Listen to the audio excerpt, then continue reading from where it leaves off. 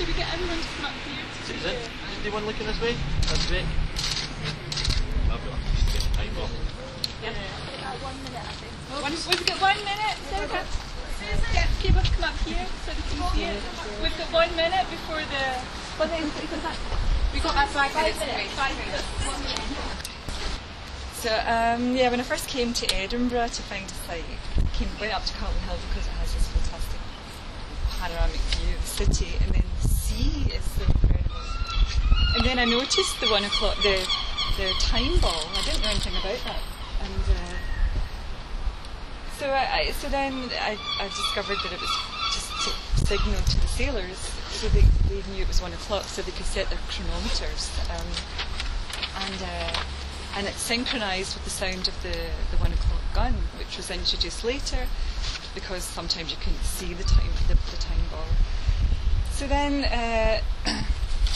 I discovered this fantastic time gun map that was. It showed you how long it took for the sound of the gun to reach you. So that made me really think about sound in a citywide scale. And I'd read somewhere that especially ships' horns weren't just one note, there were 3 harmonising notes, and that gave the sound a much fuller sound. So there was actually a guy from Edinburgh, John Robinson, who invented the first siren back in 1860, and it was originally supposed to be a musical instrument that was to emulate the female voice, and then it could be played underwater as well, so that's where it got the name siren, after the mythological siren. And at that time Edinburgh was really fascinated by Greek mythology and all things Greek, and you can see it reflected in the architecture in Edinburgh, especially if you got to Calton Hill. And so I wanted to take on all of those themes in the work timeline. So what I hope is people will get a sense of the scale of the city when they hear it, and you'll become aware of the place that you're in as you experience each of the sounds.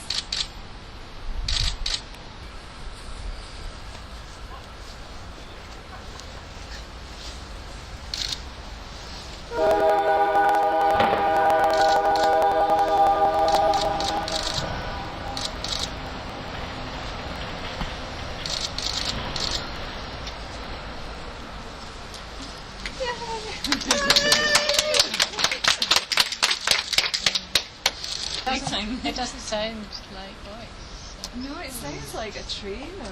I wanted it to be a straight line between both of the locations. And there used to be this cable actually that ran between the gun and a physical cable that the sailors erected, so that it would be completely synchronised. And it was suspended in a line from Edinburgh Castle to there. And so then I wanted it to be this kind of invisible line with sound. So when you did this, did you make 3 different notes in the chord? Yeah, so I was in the in G and D, because it goes G to D,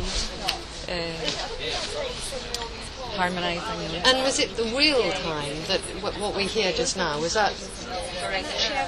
It wasn't speeded up or slowed down or anything like that? Oh yeah, absolutely. It's real time. Real time. Yeah. How did you move from physical material to the material of sound in your sculptural practice? What inspired you to do that? Yeah, well, it was the physicality of producing sound. Singing. Be very aware of your inner body space when you sing, and what happens when you project sound out into space, and becoming aware of that. So I was studying sculpture, and then started thinking about sound in sculptural terms, and the architectural concerns of sound and how it could define space, but it really began with becoming aware of, like I say, the physicality of producing sound and what happens when you breathe and then you project it and sound out.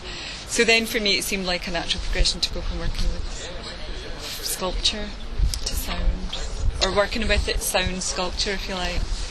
And sometimes you've done live performances. Well, yeah, not usually. What is the difference? Tell me what you feel the difference. I think when I've done a live performance, it was still disembodied. and I think that if you watch a performer perform in a concert or it's very different from a way of I would perform if I was singing at a party, for instance. I would sing differently. Do you know what I mean? You would be performing to an audience as opposed to more of an intimate, sort of more singing to yourself. Because I want the voice to sort of. I want it to be more like a voice that, like an ordinary voice that people can identify more with than this sort of. Not power singing. Operatic or impersonating someone that you might sing like a croon, like I can do that as well, but I wouldn't use my voice like that in my work. But if I was singing on my own, I would sing the way I do in my work. It's very nautical. I mean, I know, but you almost are a boat. Yeah, I've got a voice like a foghorn. Is that what you're trying to say? And are you working towards something else? Right? Yeah, I'm working on lots of things. I'm working on my solo show in New York at Tiny Act Gallery. It opens on the 6th of September. Can you tell us a little bit about that? Well, it's still developing, but it's kind of themes of separation and. That's about all I can see at this stage. It seems that in all the works that you've done up to now, that you've been very fascinated by the histories of place and site, and very important.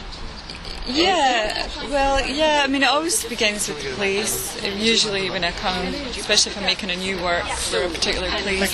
So the idea of the story of place, the history of place, the revealing a different dimension to our world. So aren't we always trying to do that, to kind of peek through to another layer? Yeah, I think some people just, I mean, especially Edinburgh, it's such an incredible place. I mean, architecturally, historically, but I suppose you get used to it, don't you? I mean, I forget how spectacular it is when you come out Waverley Station and you see the castle and Arthur's Seat and all that. So I think. If it does make the people who happen upon the work experience the place they're in a new way, then I'm happy. I think it might draw attention to the place again, or heighten their sense of their self and their. Are you having a similar experience in New York? Are you being fascinated by that? No, it's a gallery show. That's my Tanya Bonacci gallery who represents me in New York. So it's quite a different. You're in a white space. Yeah, white cube space. Yeah, I do that. I work in white cubed spaces too. But no, it's true. I mean, when I am interested in history, acoustics, architecture, atmosphere, all these things when I'm looking for a site. So that's why I went up Calton Hill, to get a view, to really think about what I was going to do. And it was the ball that was the first drew my attention, and then discovered that it had this dialogue with the gun, and then the time gun map, and then this relationship to the sea. Adriana Carverio, in her text Woman Who Sing, she explores the idea of the siren, and I wonder if, clearly in this work you are a siren in a number of different ways. Is it problematic being a woman who sings? Do you think? I don't think. I mean, I think clearly it's a female voice, but I'm not using my voice in the way that a siren would, trying to seduce. I mean, I think sound is very visceral, and you respond to it, and it's more the human voice. It's a voice, and when I'm using my voice, I'm not. It's clearly an untrained singing voice, and I don't try and dress it up post-production or anything. It's dry usually, and I think everyone can identify with the human voice. Absolutely. Especially when it's unaccompanied, and so I'm interested in that, the sort of psychological effects of the unaccompanied voice, and how it can define this space. There are also issues around kind of female emotion and mental state related to song? I wonder.